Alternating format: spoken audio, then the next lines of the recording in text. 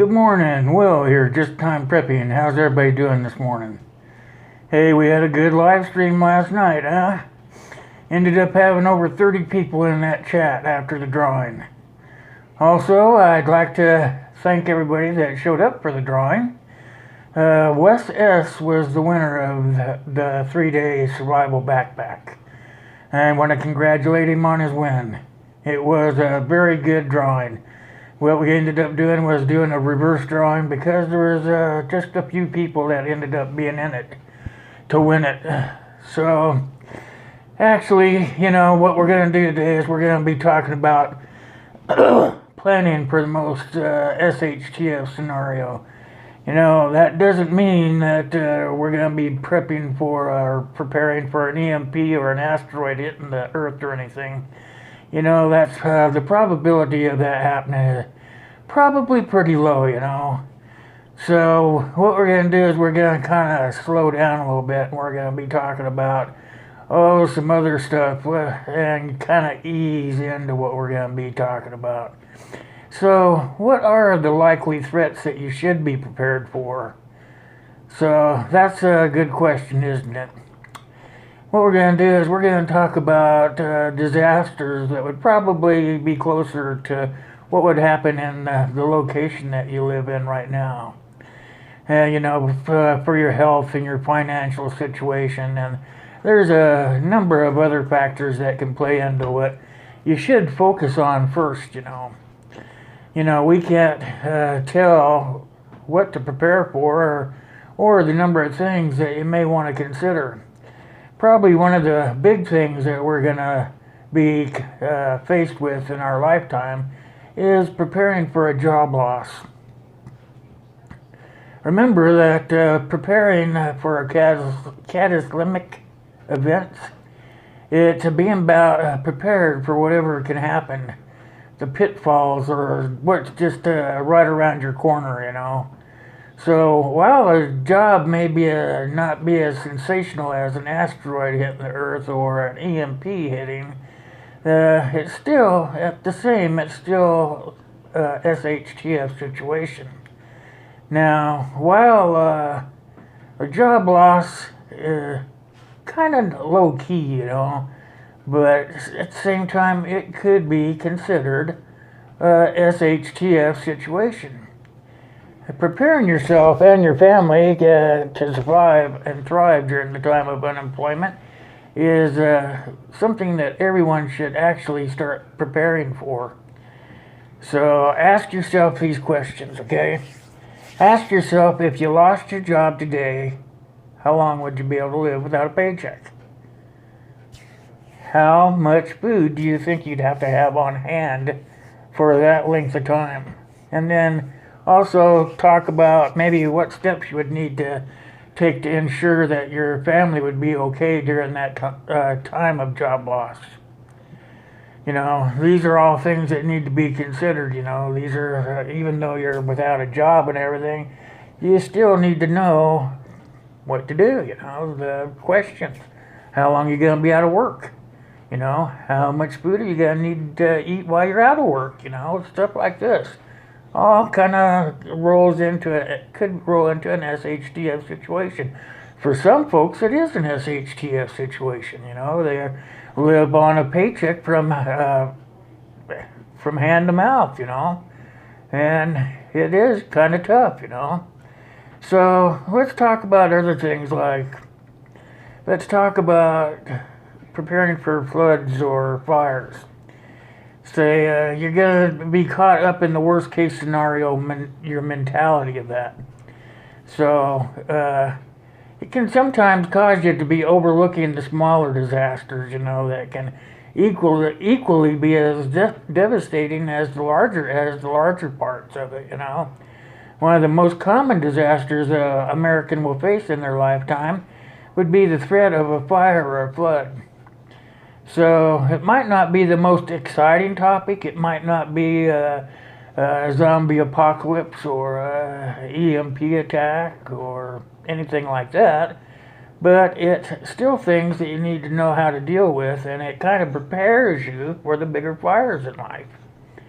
So preparing for national disasters is something like a hurricane, earthquakes, or tornadoes.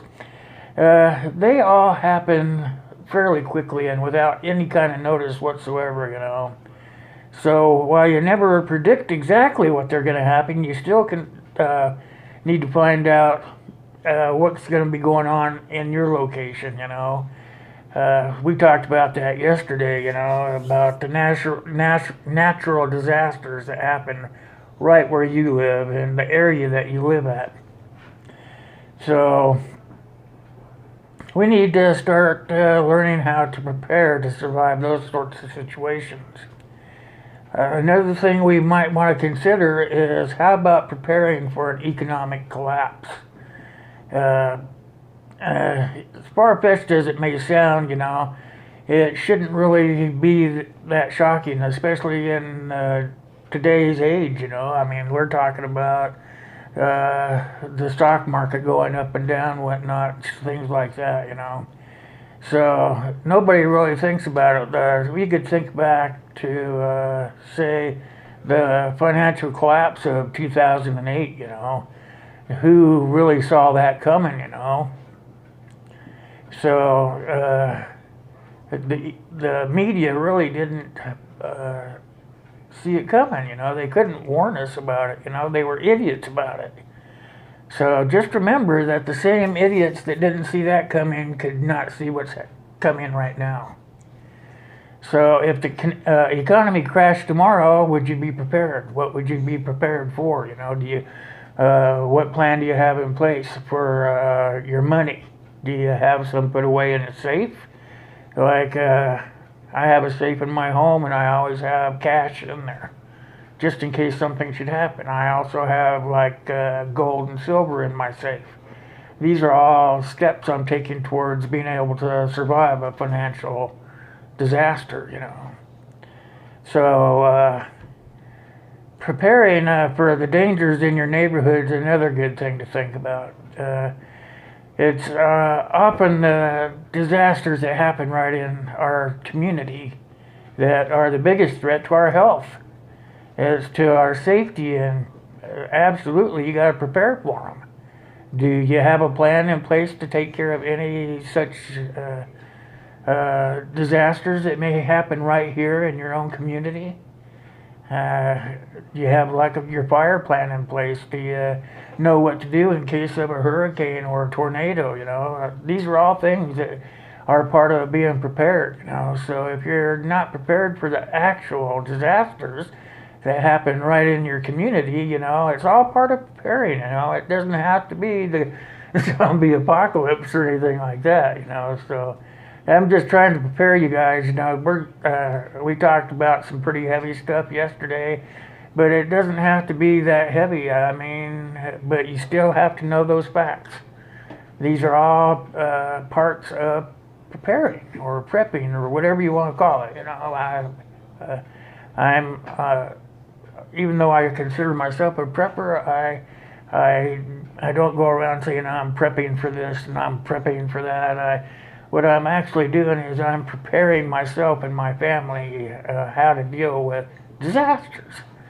So, is there something in your community that would make your town a potential threat, like terrorists? Are you, excuse me, is it a possibility that you could have a terrorist attack in your community? You know, that's something to think about. How about maybe there are chemical or power plants in your area? They could pose a danger for you, you know. An accident can happen. Do you have some sort of plan in place for that? These are all things that you have to consider for preparing for SHTF situations. These could be mini SHTF situations. Are there areas in your town that pose a danger because of the crime or the gangs or other criminal activity? I mean, if a disaster were to happen in your town or community, what would happen with the crime rate or your gangs? What would they take advantage of that situation, you know? So these are all things that you need to think about, you know. Bad things can happen quickly, and often they happen without us even knowing, you know. So these are all things I need you to stop and think about, and because they all happen without warning. So because they happen without warning, it's called a disaster or a SHTF situation. So that's kind of the mini lesson for today is even though it's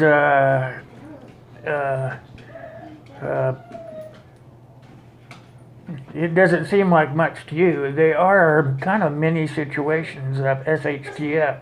If you can learn to manage from these small disasters, the bigger the disaster, the easier it is to manage if you can kind of understand all that stuff.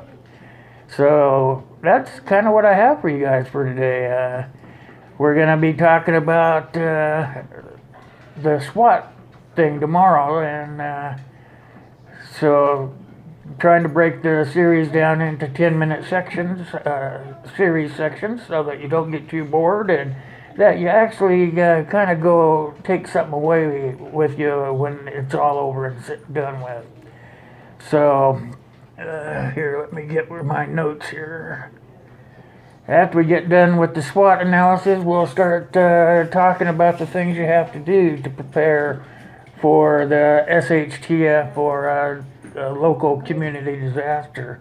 These are all things that we're going to have to discuss and talk about so that you're ready for them in the future.